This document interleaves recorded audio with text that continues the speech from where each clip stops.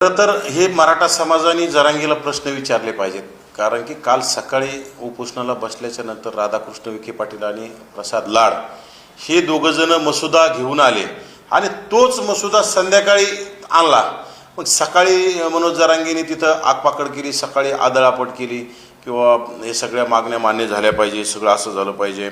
आणि मग संध्याकाळी तो 1:30 वाजता मसुदा कसा पास झाला, तोच मसुदा पसंत कसा आला आणि 1:30 वाजता मनोज जरांगीकडे यांच्या अगोदर येण्याच्या अगोदर राधाकृष्ण विखे पाटील आणि प्रसाद लाड हे तेथील सरपंच तारक यांच्या घरी कशाला गेले होते, त्यांच्या घरी त्यांचं काय काम होतं, तिथं का त्यांची गुप्त बैठक झाली, हा प्रश्न माझ्यापेक्षा मराठा समाजाने जरांगीला विचारलं पाहिजे. कारण की हा प्रश्न म्हणजे विचारात टाकणार आहे प्रत्येकाला. कारण की कालपर्यंत मी उपोषणच सोडणार नाही, मरेपर्यंत सोडणार नाही, हा माणूस अगदी माझ्या मते 15 घंटेसुद्धा उपोषणाला बसला नाही. म्हणजे दाखवे फक्त माझ्या मते सरकार आणि सरकारमधले काही प्रतिनिधी आणि जरांगीचं कुठंतरी ठरलेलं सेटलमेंट होती आणि याच्यात मोठी सेटलमेंट झाल्याचा सुद्धा अंदाज आहे, गुप्त माहितीसुद्धा आहे. कारण की ही खरं तर जरांगीच्या जवळच्या लोकांनी ही याच्यामध्ये किती सेटलमेंट झाली आणि त्यांना वाटा भेटतोय का हे सुद्धा आता बघितलं पाहिजे. कारण की याच्यामध्ये प्रचंड मोठी डील झालेली आहे, हा माझा आरोप आहे आणि याला मला माहितीसुद्धा आहे. कारण की सेटलमेंट आणि डीलशिवाय जरांगी उपोषण सोडत नाहीत. जरांगीला मंत्री महोदय भेटल्याच्या नंतर सुरुवातीला नाही म्हटले, मग परवा सकाळी आले, काल सकाळी आले, काल सकाळी नाही म्हटल्याच्या नंतर लोक देखत दुपारी पुन्हा सांगितलं, काही लोकांनी सांगितलं 2 दिवसापासून जरांगी पाणी पिले नाही.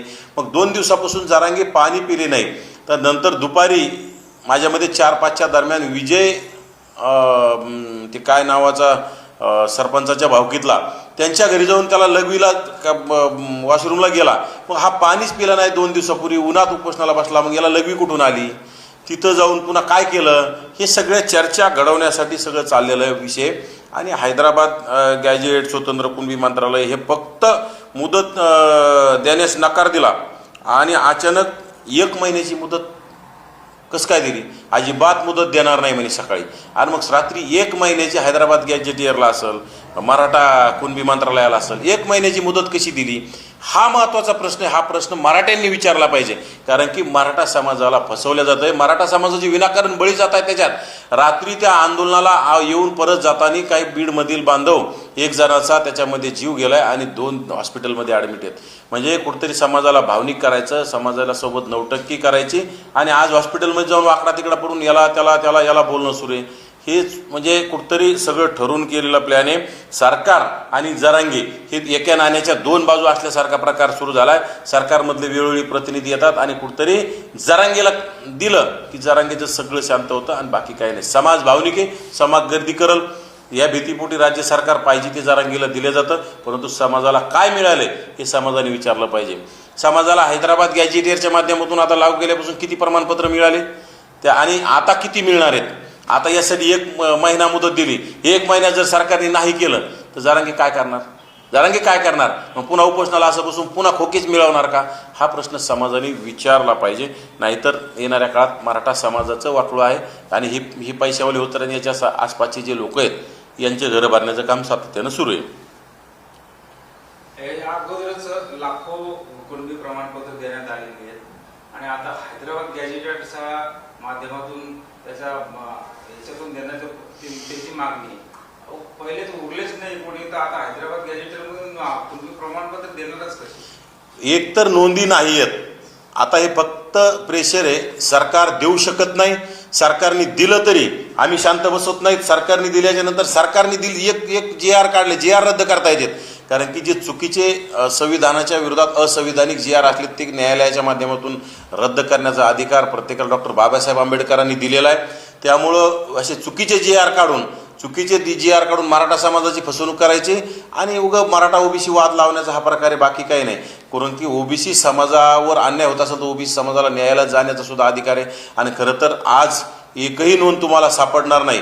परंतु जे तत्कालीन मुख्यमंत्री एकनाथ शिंदेच्या काळामध्ये जे कुणबी प्रमाणपत्र त्यांनी बोगस नोंदीमार्फत वाटप केलेत त्याचं आता कुठंतरी जात पडताळणी समितीकडे ते अडकण्याची शक्यता आहे, न्यायालयात अडकण्याची शक्यता. म्हणजे जात पडताळणी समितीला दबाव टाकण्यासाठी हे जरांगीचं आंदोलन होतं आणि त्या लोकांच्या दबावापोटी जरांगीला आंदोलन करावं लागलं. कारण की सगळे जरांगी काम कोणासाठी करतो, निजामी मराठ्यांसाठी, ज्यांना राजकारणात काम करायचं, ओबीसीचं राजकीय अस्तित्व संपवायचं, ह्या लोकांसाठी तो काम करतोय आणि त्यांच्या इशाऱ्यावरती आता हे आंदोलन केलेलं आहे आणि त्याच्यातून त्याला काही मिळणार नाही. असंच पुन्हा आता जसं वाशीहून परत आला काही मिळालं नाही, जसं मुंबईहून आला मुंबईसुद्धा तेच सांगितलं, तेच मसुदे परत तेच मसुदे येतात आणि सकाळी नाही म्हणायचं संध्याकाळी हो म्हणायचं.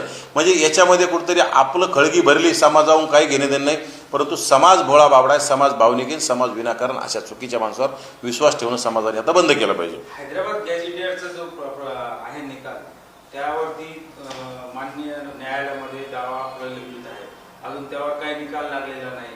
एकीकडे शासन म्हणतं की आम्ही तुम्हाला देतोय त्या हैदराबाद गॅझेटियरनुसार तुम्हाला आम्ही मागण्या तुमच्या मान्य करतो, पण देणारच कशा? हे बघा, कुठल्याही गॅझेटियरनुसार आरक्षण देता येत नसतं. आरक्षण द्यायला त्याला आयोग नेमावा लागतो, आयोगाने मागास सिद्ध करावं लागतं आणि अनेक आयोगाने मराठा समाजाला मागास नाही असं सांगितलेलं आहे. त्यामुळं खरं तर मराठा समाजाला EWS सारखं चांगलं आरक्षण शिक्षण आणि नोकरीत देण्याचं काम केलं होतं, कारण की मराठा समाज राजकीयदृष्ट्या सामाजिकदृष्ट्या मागास कधी सापडू शकत नाही, असू शकत नाही. गेल्या अनेक वर्षापासून त्यांच्याकडेच राजसत्ता आहेत आणि सामाजिकदृष्ट्या तुम्हाला सगळ्याला माहिती आहे सामाजिकदृष्ट्या काय असतं. यांचा समाज जास्त आणि यांच्याकडून गोरगरिबावर वारंवार यांच्या लोकांकडून हल्ले होत आहेत. मायक्रो ओबीसी, SC ST सगळ्यांना यांच्याकडून टार्गेट झालेलं आहे. त्यामुळं हा समाज सामाजिकदृष्ट्या कधी मागास ठरू शकत नाही, राजकीयदृष्ट्या कधी मागास ठरू शकत नाही. त्यामुळं त्यांना राजकीय आरक्षण कधी भेटू शकत नाही. आणि राहिला गॅझेटियरच्या माध्यमातून, हा राज्य सरकारला सुद्धा अधिकार नाही, परंतु कुठतरी एखादं बाळ रडत असलं तर त्याला चॉकलेट देऊन शांत करण्याचा हा प्रकार आहे आणि कुठतरी जाती तेढ निर्माण करण्याचा हा प्रकार आहे आणि राज्य सरकार चालवण्यासाठी ही चाललेलं आहे खटाटोपे, बाकी काही नाही. आणि खरं तर राज्य सरकारमधल्याच 3 घटकामध्ये त्यांच्यात वाद आहे. त्यांच्यात मुख्यमंत्री पदावर जाण्यासाठी चढाओढ लागलेली आहे आणि ज्यांना मुख्यमंत्री पदावर जायचं आहे आणि कुणाला खुर्चीहून उतरवायचं आहे त्यासाठी जरांगीला पाहिजे ते दिलं जातं, त्यांचे मंत्री पाठवले जातात, त्यांचे मंत्री आल्याच्या नंतरच आंदोलन उभा केलं जातं आणि आंदोलन उभा केल्यानंतर मग कुठतरी जे मुख्यमंत्री आहेत त्यांच्या बाजूचे लोक येऊन आंदोलन शांत करण्याचं काम करतात. हे चाललेला प्रकार की येणाऱ्या काळात त्याच्यातून काहीच निष्पन्न होणार नाही, याच्यातून काही मराठा समाजाचा फायदा होणार नाही. फक्त ओबीसीला झुलवत ठेवायचं, ओबीसीला न्यायालयाचे दारं ठोठावण्याचं, न्यायालयाच्या पायऱ्या ओलांडण्याचं काम ओबीसीला लावायचं, कारण की याच्यामध्ये ओबीसीना त्रास आहे आणि जे लोक आता ओबीसीचं राजकीय अस्तित्व वरबाडलेलंच आहे. कारण की जे लोकांनी बोगस नोंदीमार्फत जरी प्रमाणपत्र काढलेत त्याच्यावर पंचायत समिती मेंबर झाले, जिल्हा परिषद मेंबर झाले, नगरसेवक झाले, आता याचे निकाल लागायला 4 वर्ष 5 वर्ष लागतात. तोपर्यंत हे कुठतरी राजकीय आरक्षण लुटण्याचं काम, ओरबाडण्याचं काम तोपर्यंत होईल. येणाऱ्या काळात दूध का दूध पाणी का पाणी होत असतं, परंतु आजच्या घडीला ओबीसीचं वाटोळं 5 वर्षासाठी तरी झालेलं आहे आणि येणाऱ्या काळात हे मराठ्यांना दूध का दूध पाणी का पाणी विनाकारण ओबीसी, गरीब मराठा आणि ओबीसीमध्ये वाद लावण्याचा हा प्रकार आहे. वाघमारे साहेब, एक प्रश्न आहे माझा. तुम्ही आता मगाशी म्हटले की ओबीसी आणि मराठ्यांमध्ये वाद लावून मुख्यमंत्री खुर्ची हडप करण्याचा प्रयत्न कुठली तरी एक शक्ती करते, कोण करते? आपल्याला सगळ्याला जास्त सगळ्या प्रकारे प्रसारमाध्यमांना आणि राज्यातील जनतेला माहिती आहे की वेळोवेळी ज्या वेळी कुठल्या गटाचे मंत्री जरांगेला येऊन भेटतात आणि ते मंत्री जरांगेला येऊन भेटल्याच्या नंतरच अगदी जरांगे उपोषणाची, आंदोलनाची दिशा ठरवतात, घोषणा करतात. गेल्या वर्षी त्या गटाचे मंत्री आल्याच्या नंतर एक मंत्री येतो, त्याच्यासोबत या भागातले मराठवाड्यातले एक मंत्री, माजी मंत्री लोक येऊन तिथं भेटतात आणि तिथं जाऊन भेटल्याच्या नंतर अगदी 3ऱ्या दिवशी मुंबईला जाण्याची घोषणा सुरू करतो. मुंबईला जाण्याची घोषणा झाल्याच्या नंतर अगदी मुंबईला जाण्याचा वेळ जवळ येतो त्या टायमाला लगेच लातूरमध्ये त्याच गटाचा मंत्री जरांगेला बंद दाराआड भेटून चर्चा करण्याचं काम करतो. मग हे चाललंय काय? कुठतरी प्रस्थापित लोकांना, छोट्या समाजातला मुख्यमंत्री चालत नाही, त्यांना खुर्चीहून ओढायचं आणि आपण स्वतः जाऊन बसायचं. आम्हाला त्या मुख्यमंत्री पदाला खुर्चीहून ओढा किंवा त्या मुख्यमंत्र्याला काय करायचं तर कारण आम्हाला त्याच्याशी घेणं देणं नाही, परंतु तुमच्या सत्तेच्या मोहापायी, तुमच्या खुर्चीच्या मोहापायी ओबीसीचं वाटोळं करण्याचं काम ह्या गट करतोय. आणि हा विशेष गट तुम्हाला सगळ्यांना माहिती आहे, एकनाथ शिंदे नावाचा गट आहे. एकनाथ शिंदे यांचे मंत्री वारंवार भेटलेले, मी किती पुरावे देऊ शकतो, सगळ्या प्रसारमाध्यमांना ते माहीत आहे. वाघमारे साहेब, आमचा एक प्रश्न आहे की मनोज जरांगे यांचं उपोषण काल सुटलं आहे. तुम्ही एक मोठा आता गंभीर आरोप केलेला आहे. सेटलमेंट कुठली झाली, कोणती डील झाली आणि ती कितीची झाली आणि ती कोणी केली, हे महत्वाचं आहे. आणि याच्यात काही कोणाचं नाव समोर येतंय का? हे बघा, ज्या मंत्र्यावर जबाबदारी दिली हे प्रकरण मिटवायचं आणि जरांगेला उपोषणावरून बसवायचं, तो मंत्री त्यांच्या एकेकाळी 2.5 एकर जमीन असणारा मंत्री आज त्या मंत्र्यांची 35,000 कोटीची संपत्ती आहे. त्यातून जरांगेला त्यांनी किती दिले हे त्यांनी प्रसारमाध्यमांना येऊन सांगितलं पाहिजे. ज्या मंत्र्याला येऊन जबाबदारी दिली, मंत्री त्या पायथ्याला येऊन बसतो, सकाळी येऊन बसतो, संध्याकाळी येऊन बसतो, मसुदा घेऊन येतो. सकाळी तो मसुदा जरांगेला पसंत येत नाही, संध्याकाळी 1:30 वाजता कसा पसंत आला. मग त्या 35,000 कोटीतील 2.5 एकर जमिनीवरून 35,000 कोटीची संपत्ती जमवणारा मंत्री आणि त्या मंत्र्यांनी जरांगेला त्याच्यातील किती पैसे दिले आणि ती किती द्यायचे सांगितले वरिष्ठांनी हे त्या मंत्र्यांनीच येऊन स्पष्ट केलं पाहिजे. आणि जरांगे काहीतरी मिळाल्याशिवाय उपोषण सोडू शकत नाही. आणि हे सगळं वारंवार चाललेला खाटाटोपे आणि हे तुम्हाला येणाऱ्या काळात सुद्धा पाहायला मिळेल. खरं तर त्यांच्या जुन्या प्रकरणामध्ये त्यांना मारण्याचा कट रचला होता, मात्र त्यामध्ये धनंजय मुंडे आणि माझी नारकोटेश का झाली नाही, आता पत्रकार परिषदेच्या माध्यमातून हा प्रश्न केला. माझा हा प्रश्न आहे त्यांना की धनंजय मुंडेची यांची नारकोटेश होण्यापेक्षा अमोल खुने आणि मनोज जरांगेची नारकोटेश झाली पाहिजे. अमोल खुने वारंवार म्हणतायत मनोज जरांगेची आणि माझी नारकोटेश करा, ब्रेन मॅपिंग चाचणी करा, काय असेल मला भरचौकात, मी जर चुकीचा सापडतो मला भरचौकात फाशी द्या. खरं तर आता हे गौडबंगाल सुरू केलंय, हॉस्पिटलमध्ये वाकडा तिकडा पडून गौडबंगाल सुरू केलं की रात्रीचे खोके लपवण्यासाठी आता पुन्हा धनंजय मुंडेचं नाव घ्यायचं, विजय भाऊ वडेट्टीवारांचं नाव घ्यायचं, ओबीसी नेत्यांना टार्गेट करायचं. विजय वडेट्टीवार साहेबांना म्हटलं की बाबा तुम्ही मंत्री असताना काय दिवे लावले, तुमच्यामुळे काँग्रेसचं वाटोळ होतंय. म्हणजे ओबीसी मंत्र्यांमुळे काँग्रेसचं वाटोळ होतं, ओबीसी मंत्र्यांमुळे पक्षाचं वाटोळ होतं. आणि मग ह्या मराठा मंत्र्यांमुळे काय व्हायला लागलं, ओबीसींचं अस्तित्व संपवायला लागलं. मग ओबीसी काय करणार येणाऱ्या काळात हे सुद्धा राज्यातील नेत्यांनी आणि पक्षांनी लक्षात घेतलं पाहिजे. हे राधाकृष्ण विखे पाटलांसारखा जातीवादी मंत्री आणि प्रसाद लाडसारखा झाडूपोछा करणारा आमदार आणि झाडूपोछा करून करोडो रुपयांची माया जमवणारा आमदार, खोटेनाटे धंदे करून माया जमवणारा आमदार तिथे येऊन जर जरांगेला सेटलमेंट करत असेल, ही फुकट झालेली सेटलमेंट नाही. येणाऱ्या काळात हे सगळं दूध का दूध पाणी का पाणी बाहेर आलेलं पाहायला मिळेल तुम्हाला. आणि नक्कीच राज्यातील मराठा समाजाला हे सगळं पाहायला मिळणार आहे. मराठा समाजाने जाणीवपूर्वक लक्ष दिलं पाहिजे. आणि खरं तर एक व्हिडिओ आहे, तो व्हिडिओमध्ये म्हणजे फोनवर बोलण्याची गरज काय, कुणाला फोनवर बोलताय, काय सेटलमेंट सुरू आहे, कुणाला बोलवताय, येण्याचं सांगितलं या म्हणून म्हणजे तुम्ही मंत्र्यांना येण्याचं बोलवताय का. हे म्हणजे नेमके सगळी नौटंकी काय असली पाहिजे. आंदोलकांनी आम्ही बी आंदोलन केलं, आम्ही कधी मंत्र्यांना आमच्या उपोषणाकडे या, सकाळी गेले तुम्ही पुन्हा दुपारी या, दुपारी आजू पुन्हा एकदा बसू, पुन्हा आपलं काय जर व्यवहाराचं कमी जास्त झालेलं ते पुन्हा एकदा सेटलमेंट ठरवू, आपले थोडंफार कमी मागं पुढं झाले ते ओके करू. हे सगळं चाललेलं खाटाटोपे व्यवहाराचा विषय होता. आणि सगळं ते यांना मराठा समाजाच्या गोरगरीब तरुणांशी काय घेणे, त्यांना गोरगरिबांच्या लेकरांचं शिक्षण आणि नोकरीतलं आरक्षण गेलेलं आहे. हा माणूस फक्त राजकीय आरक्षणासाठी धडपडतोय आणि या सुपाऱ्या घेऊन धडपडतोय. राजकीय नेत्यांच्या सुपाऱ्या घेतलेल्या आहेत आणि राहिलं साहिलं हे आता पुन्हा मंत्र्यांकडून जे भेटायचं ते खरं तर त्या ज्या मंत्री त्यांना भेटलेत त्यांनी याचं उत्तर दिलं पाहिजे. जरांगेला तुम्ही किती दिले आणि जरांगे सकाळी मसुदा तुम्ही घेऊन आल्याच्या नंतर नाही म्हटला, संध्याकाळी 1:30 वाजता कसा हो म्हटला, हे त्या मंत्र्यांनी बोललं पाहिजे आणि जगाला सांगितलं पाहिजे. एसआयटी चौकशीचं काय अपडेट आहे का तुमच्याकडे? एसआयटी चौकशी चालू होती, कुठपर्यंत झाली? हे बघा, विधान परिषद अध्यक्षांनी एसआयटी चौकशी लावलेली ती गुंडाळली की काय असा सुद्धा आम्हाला प्रश्न येतोय. कारण की राज्य सरकार आणि जरांगेमध्ये सेटलमेंट आहे काय, मी यापूर्वीच बोललोय. राज्य सरकार, राज्याचा गृहविभाग जरांगेवर का कारवाई करत नाही, त्याची एसआयटी चौकशी का लावत नाही, त्या अमोल खुने आणि जरांगेची नारकोटेस का करत नाही. फक्त जरांगेला ओबीसी नेत्यांवर भुंकण्यासाठी ठेवलेलं आहे का, जरांगेला ओबीसी नेत्यावर भुंकण्यासाठीच टार्गेट केलं जाते का. आतापर्यंत धनंजय मुंडेने आता विजय वडेट्टीवार साहेबांवर भुंकायला लावलंय का.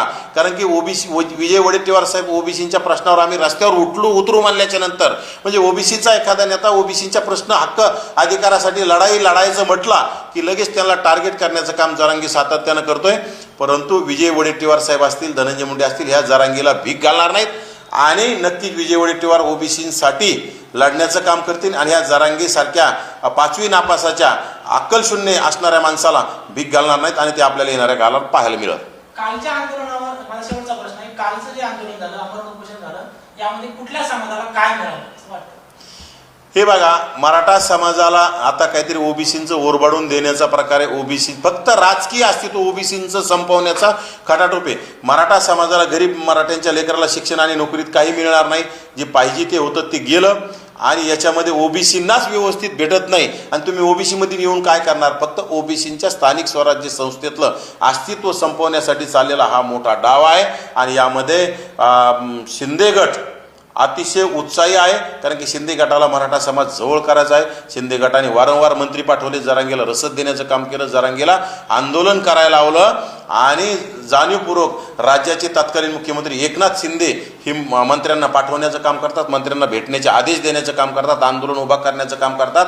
आणि एकनाथ शिंदे यांनी मुख्यमंत्री असताना लाखो कुणबी प्रमाणपत्र वाटप करण्याचे आदेश आणि प्रशासनावर, महसूल प्रशासन असेल त्या विभागावर प्रेशर करून बोगस कुणबी नोंदीमार्फत प्रमाणपत्र वाटप करण्याचं राज्यातील जबाबदार काही अधिकाऱ्यांनी, IAS अधिकाऱ्यांनी आम्हाला सांगितलेलं आहे.